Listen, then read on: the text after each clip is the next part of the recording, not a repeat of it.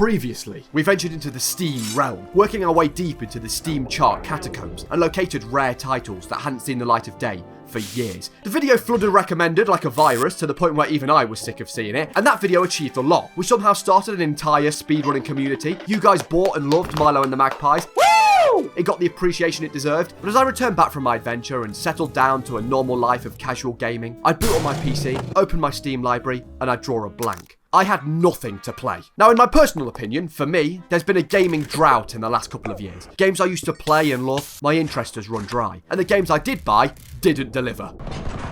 Stupid bastard. Maybe I'm just getting old and don't have as much time for games anymore, but regardless, I have a gaming-sized hole in my heart that needs to be filled. I need an oasis of fresh content, a new trade route to expose myself to titles I would never know otherwise. I needed a new Steam library, an overhaul, an edition of games that are fresh, new to me, different, almost random. And then the penny dropped. I was aware that these somewhat dodgy third-party sites offered these packs of random Steam keys in exchange for cash. This was perfect. I buy the packs, get the keys, redeem the keys, and voila. My Steam library would be filled with a wide range of random Steam games for me to play and in turn inflate my interest in gaming once again. I scoured every site I could, buying pack after pack. So after a quick call with my bank to explain why I just had over 50 transactions on Steam packs, I was prepped. A shining new Steam library of games for me to sample like a buffet.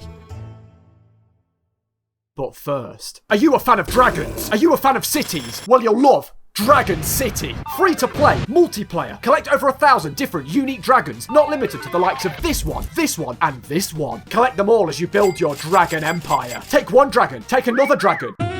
Out pops an egg hatches, and you have a brand new baby dragon. You have created life. Congratulations on parenthood. Here, have a gift. A Dragon City. Feed the heck out of your baby dragons until it's fully evolved. Train it over and over and then force them into deadly battle in various PvP modes against other gamers so you can smash their pathetic dragons to dust and be victorious. Walking. The Walking Dead on AMC. All your favourites from the hit show The Walking Dead are in Dragon City in dragon form. From all 147 episodes of The Walking Dead, get Negan, Maggie, Rick and Carol through offers or through breeding. Complete a quest from Michonne, and then once you have those 5, you get Daryl for free. Each of them with their own unique primary element and special bunker attack to give them more power in PvP battles. Maggie uses her elusive skill, Safe Zone Serenity, to quite literally dominate. In fact, we're all in Dragon City. I'm in Dragon City.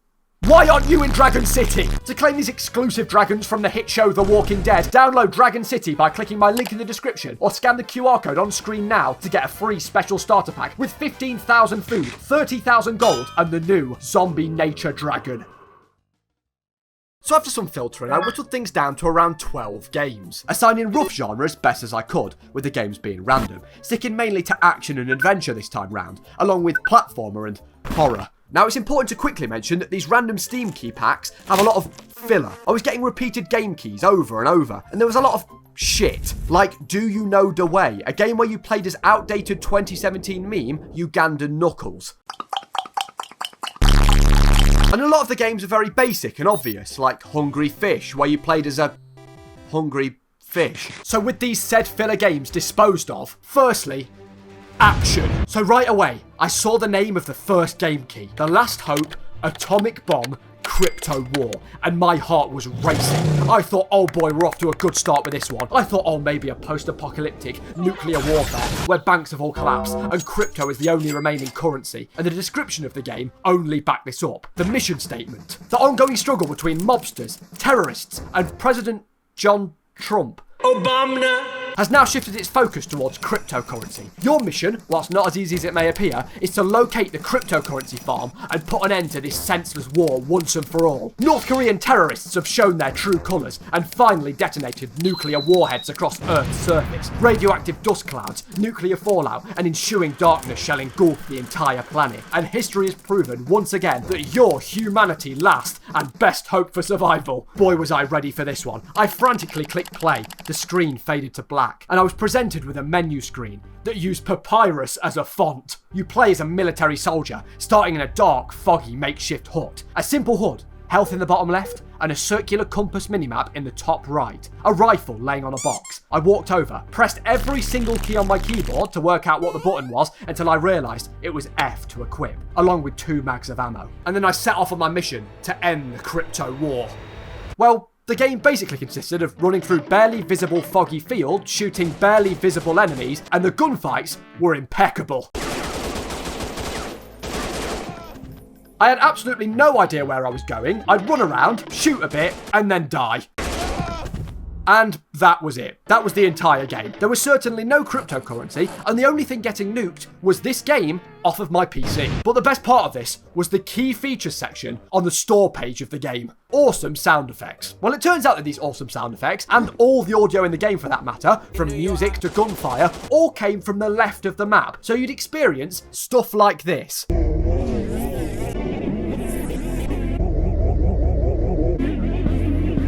A unique graphical style. I can't see shit. And finally, you are the president. Finally, John Trump. Obama. Awful sound effects, barely visible, no crypto, John Trump. 2 out of 10. Now, a genre of game I always see crop up each year is racing games. Gran Turismo, F1, Forza Horizon 4. The smell of rubber against tarmac, the roar of the engine, supercars zooming around corners. Well, let me introduce you to Deadly Racing Duel.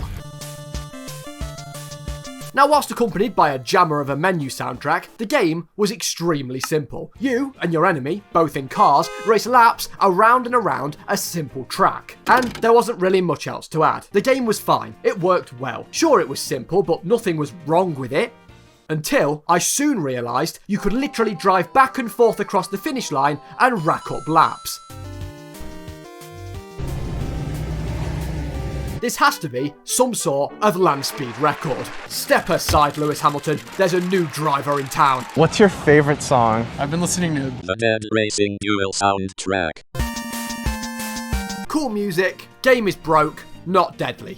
2 out of 10. Now, it's fair to say my racing itch was not scratched. Well, lucky for me, the next key just happened to be yet another racing title. Grip Combat Racing. I clicked play and got into making my vehicle. Colour scheme, Joeseppi. Racing stripe, because we all know stripes equal speed. My vessel was ready. Now the tutorial had me hooked. I was going quite fast. Drive on the floor, drive on the wall, flip your car, you can still drive. Guns, barrel roll. I was ready. I was one with my car, so I loaded into a race. The clock counted down, I revved my engine, and I was shit. Oh god, oh shit, oh god, okay, right, wrong way. I'm in space. Grip was the definition of action, but everything was happening. The screen was spinning, my car was all over the place, the hood was glitching. I could only handle about 20 minutes of the game until I had to throw up from motion sickness. But of course, when you actually got things under control, the car flip mechanic and doing some cool ass shit never ever got old. And racing at insane speeds and overtaking bozo AI was always fun. And believe it or not, I actually managed to win the race. But no matter how hard it tried, it will never be the pod racing minigame from LEGO Star Wars. High action, cool ass car stuff, too much going on, motion sickness. 4 out of 10. Next up was Streets of Fury EX, and these said streets were the streets of a treacherous place, a dark land, an area nobody ever wants to step foot in.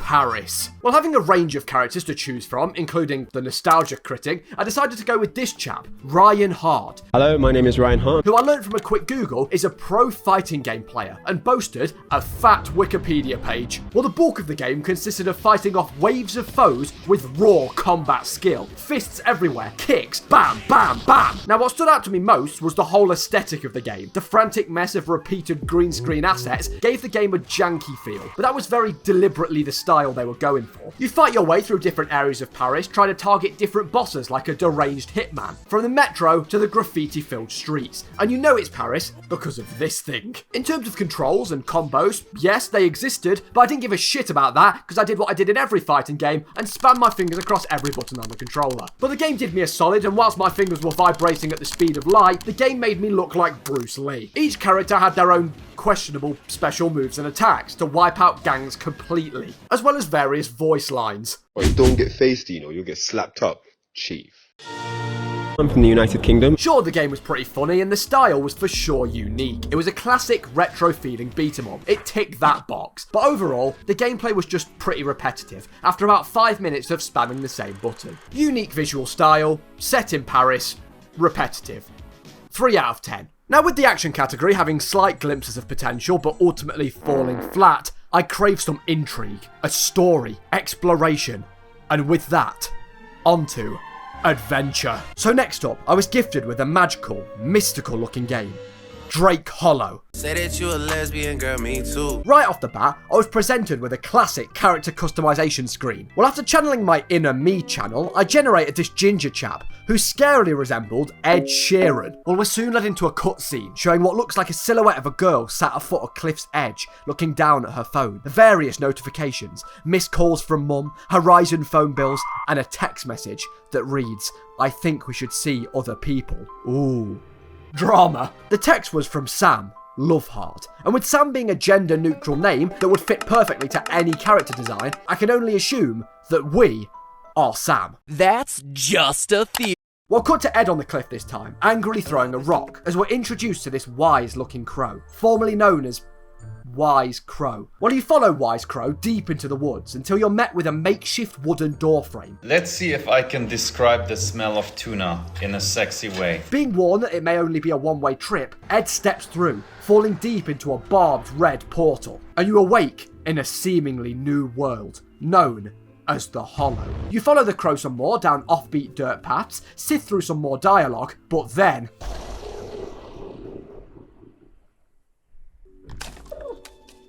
onion. Now, besides being one of the most adorable things I've ever seen in a video game, these onion-looking things are drakes, and I was assigned 2 of them, Foreep and Jeer. Now, the aim of the game was to basically keep these suckers alive by gathering resources from around the Hollow to sustain them, crafting items like beds or totems for entertainment to keep their stats up and develop your camp. And get this, they literally build the items you've placed right in front of you, which never got old to just stand and watch. Not to mention, they reward you with buffs and give you goddamn gifts. Want to join my free gift card giveaway? Now, I find myself enjoying the game the more and more I played it. It felt polished and fleshed out. The colourful, brushed visual art style fit the gameplay well. The gathering mechanics were satisfying for the most part, and the game became very addictive very quickly. I cared for these weird onions like my own children. The combat system was nothing crazy, but worked well enough too. Swappable melee weapons with different stats, and the classic standard attack and charged power hit, as well as a ranged blunderbuss weapon. The total map was large enough too, being made up of various islands that felt like there was more than enough to see and explore, even meeting and recruiting new drakes along your travels. The whole concept of the game felt quite unique really. The semi-casual gameplay intertwined with the survival aspects, gathering, foraging and looting, whilst leaning big on the crafting aspects for progression and utility. For example, to traverse this demonic water shit that surrounded the islands, you had to craft one of the various wards in the game that when used allowed you to part the sea like Moses to travel between islands. Or another ward that instantly teleported you back to the safety of your camp. Until you got raided! And how could I not mention this dainty wooden store ran by a magpie, of course, where you could trade in your materials for goods to further craft items you may need. All of this whilst maintaining your drakes, expanding your camp, and keeping the lil fuckers happy with everything they needed. It vaguely reminded me of the settlements in Fallout 4.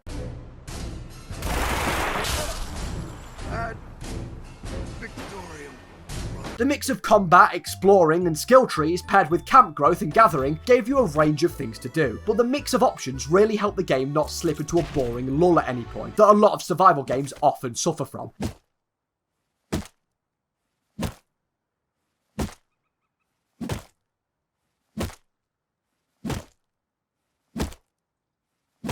I'm a civilian. And kept my interest. Which is impressive because I'm the kind of guy that watches 3 seconds of a YouTube video, how to increase attention span, and then start skipping through it. The only real complaint I had was that points of the game felt super unclear. Quest locations were sometimes difficult to work out, and I spent about 35 minutes trying to find where and how to craft a damn yoga ball. But overall, Drake Hollow was a pleasant surprise, and I found myself genuinely enjoying it, and I'm curious to see how the story progresses and weaves into it all. Polished, good mix of features, Ed Sheeran, adorable onions, confusing at points. 7 out of 10. Snake Pass. Now, waking up in a vibrant world, you play as Noodle, the snake. Now, this game was basically Stray, but with a snake. Similar to that game we all had on our Nokia phone. You slither around each level, collecting blue orbs. Now, the whole game rode on its movement mechanics. I chose to swap my keyboard out for a controller, as I thought it would probably be easier, and something as fundamental as moving around the levels felt satisfying, slithering over and under objects with ease. The whole design was clever, in fact. Forcing the player to use the long snake shape in their favour allowed you to weave up and scale objects, and forced you into unique scenarios. The movement alone was simultaneously the fun and the challenge of the game, all in one. For example, there was a point where I was in the water and I was struggling to accelerate, and without being told to, I just instinctively started weaving left and right. The game genuinely felt like you were controlling a real snake, and you had to use the real way that a snake would move to advance through the levels. Sure, the game told you the basic controls to press, but they never told you how to actually use them or move, and you sort of just knew from experience of seeing a snake. Now, alongside the blue orbs as your base collection, in each level you had to gather these 3 Jolly Ranchers to open the portal to the next stage, as well as 5 coins. And these coins were bastards to collect. Come on, come on, come on, come on, come on, come on. Oh! No. It's impossible. What is the point? You're also followed by this small blue bird that, when needed, could be beckoned to pick up the end of your tail to remove some weight. Sure, he was helpful and all, but he is a bird. He can literally fly. Why can't he do me a solid? And rather than sit watching me struggle collect these goddamn coins, can't he just, oh, I don't know, grab them? So he's capable of using 3 Jolly Ranchers to open a mythical portal to another realm, but he can't grab a fucking coin for me. Snake Pass was a good challenge, and the movement was smooth as heck. It's a nice little puzzle adventure game in a colourful setting. And before you ask, yes, I spent about 10 minutes trying to tie myself in a knot. Great movement, just challenging enough. Jolly Ranchers.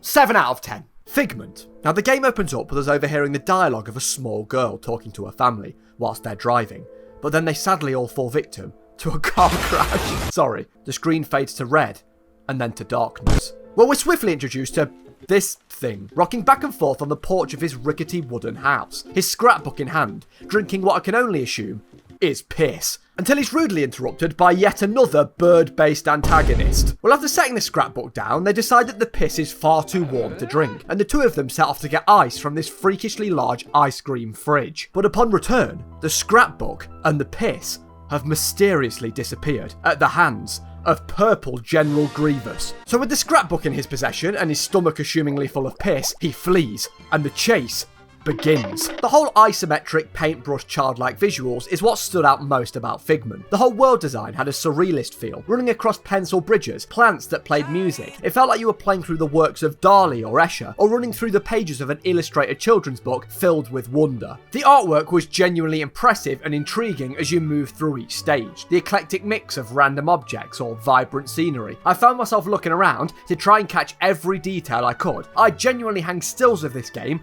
on my wall. I love the style. It had that nostalgic feeling to it, like a mix of media that you couldn't quite put your finger on. Charlie and the Chocolate Factory, Alice in Wonderland, the Dr. Seuss books. The bulk of the game was built up with a series of basic gathering and movement puzzles, but it was very much a lot of go here, pick this up, go back here, screw it in, turn it, using windmills to blow fart clouds out of the way, run here, grab a coloured battery, put it here, and it didn't really offer much of a range to keep my interest personally. The puzzles were broken up with simple combat battles, dodging attacks, getting hits in when possible, and the mini-bosses were so pattern-based it felt like I was playing a flash game at points. But besides the repetitive running back and forth and simplistic swordplay, by far, the worst part of Figment was the voice acting. Whatever. The mate's in a rough state, but what you gonna do about it? Every single door you knocked on slapped you in the face with a heavily put on fake over-the-top accent from various corners of the globe. Go away! I'm not coming out with a plague man just down the road!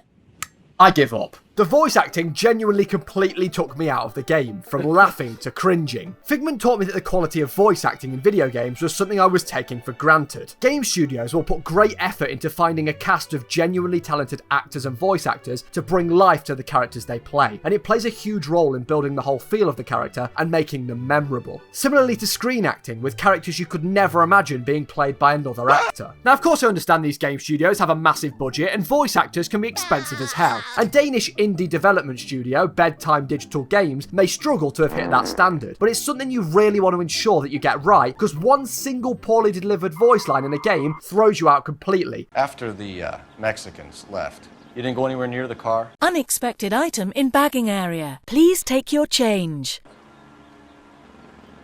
Neglecting the voice acting made the game feel cheap and low quality, which it clearly wasn't. The poor voice acting was a shame because the game was visually stunning. Maybe all the budget went on the artwork and they were left with 5 krone to shoot around the office and get the employees to hop in the recording booth and record some voice lines. In fact, I know they did that, because in the credits, under the additional voices, was the Figment team. Now, jokes aside, you've got to let the smaller studios off. They work with what they've got at hand and what the budget allows for. But saying that, it was fun knocking on various doors to see if each voice line was as bad as the last. Now, not to ruin the main plot point of the story at all, but the world very clearly had a brain or consciousness theme to it. Teeth dotted around the stages, Cerebrum City, and the purple General Grievous clearly portraying a nightmare or some sort of fear. It all very clearly took place in the mind of an individual, and dealt with some pretty heavy themes in the end. And the brain theme was ironic, because after around 1 or 2 voice lines, mine had eroded away. Also, what is this thing? What is it? What relevance does it bear to anything? He's the main character, and it's never explained. Who the hell is that? Maybe he's a sort of made-up imaginary friend? I mean, maybe it was deliberately left open for the player to interpret, but your guess is as good as mine. It looks like as if I tried to draw one of the characters from Where the Wild Things Are, but from memory. I can't stress enough how much the whole surface level visual style of Figment was captivating, creative, exciting, and insanely high quality. Surrealist, complex moving parts or vibrant childlike landscapes as you weave through each level. But sadly, the basic puzzles and combat paired with the shoddy voice acting made the whole experience of the game not too great. Although, the game does have pretty positive reviews all round, so maybe I'm just miserable. Great artwork, lackluster puzzles, awful voice acting. 5 out of 10. Next, the pack presented me with a key for 2 Worlds 2. 2 Worlds Squared. Now, off the Steam store page screenshots, it looked like an open world, fantasy, RPG game, pretty much just off-brand Skyrim, and I was excited. Sure, the game was slightly outdated, but finally, a real adventure. The game opens, the clouds parting, with a lone seagull soaring over a crisp green landscape, flying over a village, over trees, and out onto an ocean loaded with a fleet of warships. Cut to a full-blown war, charging forward, battle axes everywhere, brutal combat, whilst this guy just watched. Up steps a worthy opponent. Everyone shits themselves and dies. Up steps the big dog. The 2 square up, and they clash, battling fiercely. Near dodgers.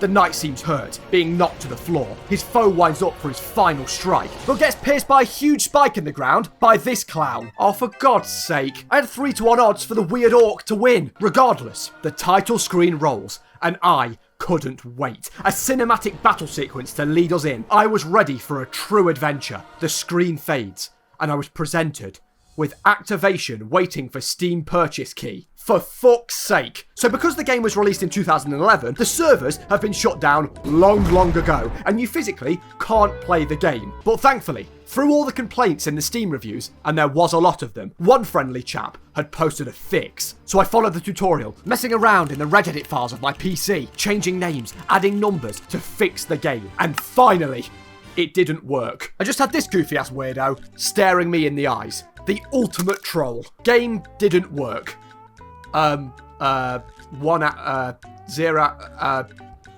of 10. So after the many great adventures we had at the hands of the Steam key gods, next up, was platformers. Now, when I talk about platformers, these key packs were crammed with them. I guess it's the way to pad the packs, just hundreds of pixel platformers, each reskins of the last. Or games like Cube Runner, which was basically just a scuffed Geometry Dash. Or Cybercube, which was basically just a scuffed Geometry Dash. I think it was pretty evident that these Steam key packs don't always produce the best games. Well, I slammed my keyboard in anger, and on my screen appeared Jungle Runner. The game opens with a big bloke who scarily resembled Lincoln from Prison Break, stood in a jungle, which glitched and disappeared. Regardless, I clicked play. Well, Lincoln is shirtless and ripped. The game consisted of endlessly running through the jungle in limited clothing, occasionally going through some sort of space lab, jumping over moving objects until you mess up, ragdoll, and died. And sometimes you died for no reason. You could also pick up items of clothing that worked as lives, stripping off each time you slipped up. And picking up a shirt, for some reason, gave you trousers. And that was the whole game. Evidently very highbrow gameplay. Expect to see this one in the aisles of your local GameStop. The game was a very strange, very repetitive, endless runner. And boy did I run. No, I mean, I guess the game for sure achieved what it was going for, but it was just that said thing that it was going for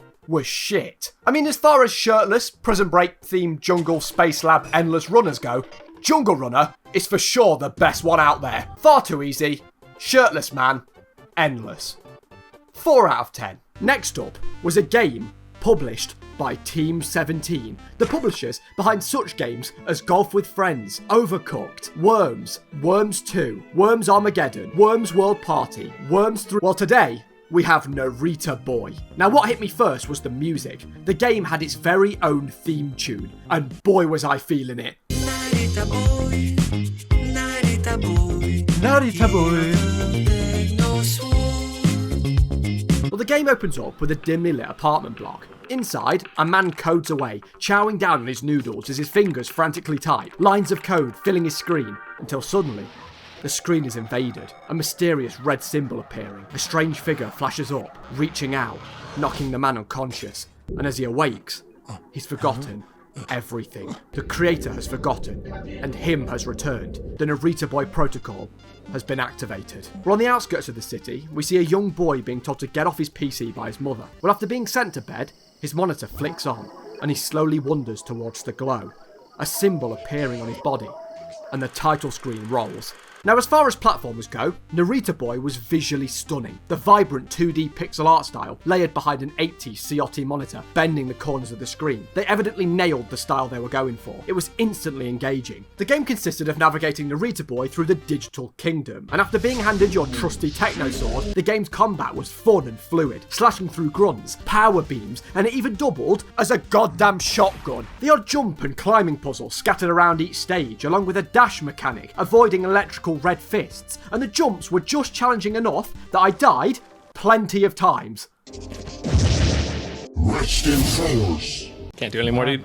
Can't. I'm sick of this, dude. I've had enough, man. As far as story goes, you're on the quest to restore 3 colour beams and revive the creator's memory, visiting the memory hall with this creepy-ass baby, and taking portals to literally walk through living memories of the creator as you learn more about his life through the years, seeing his childhood and his hardships. My only qualm with the game is that it was a lot of moving back and forth between different stages. That was just how the game was built, really, and I found it extremely difficult to not only remember my way around, but to actually find the specific locations. It was super tricky, to the point where I'd actually get stuck. Although, that's probably just all thanks to me being a fucking idiot. But honestly, I didn't even care. We do not care. The game was visually beautiful. The retro pixel art style at its very best, plastered through each stage. Glowing lighting effects, detailed backgrounds, paired with a synthwave soundtrack fueling whatever emotion needed to be portrayed at the time. From soft, delicate tearjerkers to high action, high tempo thumping. For sure one of the coolest styles I've played through in a good while. It was an experience, navigating Narita Boy through vastly detailed digital landscapes, battling enemies, jumping between walls, and uncovering the creator's memories, all wrapped into a theme of an 80s CRT retro game. I always did love that detailed pixel art style. Games like Nidhogg a few years back, or Shovel Knight comes to mind. If Narita Boy looks like your kind of game, I 100% recommend it, and hopefully you can get further through it than I did.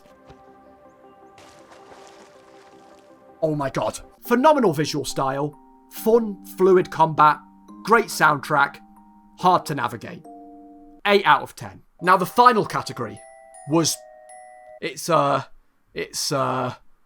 It's horror. Now, I'll be the first to admit, I don't like horror games. Now, don't get me wrong. I want to like horror games. I have nothing against them. I'm just a coward. Now, I am aware that the horror game genre has a devout fan base that are always looking to find something new, usually playing through hundreds of different titles to fuel their love for all things creepy or scary.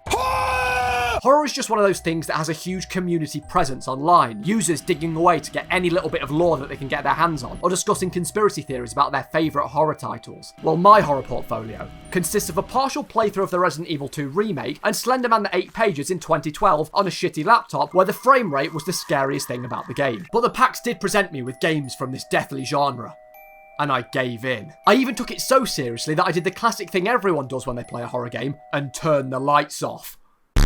So first up was Boogeyman 2. Well, the game opened with a series of doors, new game, credits, continue, and Europe. There was also a Nightmare Night. But we're going to act like that one doesn't exist. And if I see any comments demanding for me to play it, you will be banished. While walking into new game, I spawned in a child's bedroom.